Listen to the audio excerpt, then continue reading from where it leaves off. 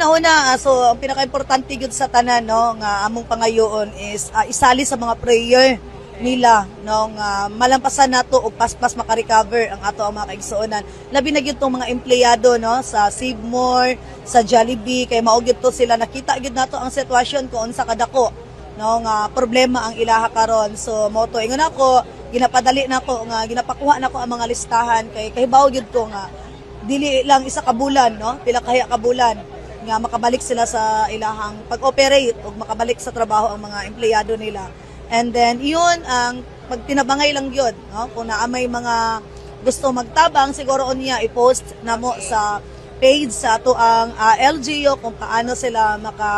makatabang no, para at least gusto nato maging transparent po ang mga tabang nga niabot diri sa ato. So naami mga meeting karon after ani kay naga-assign kog mga staff nato no, para at least gusto nato maging transparent para makita nila kung asa paingon ang mga tabang sa ato mga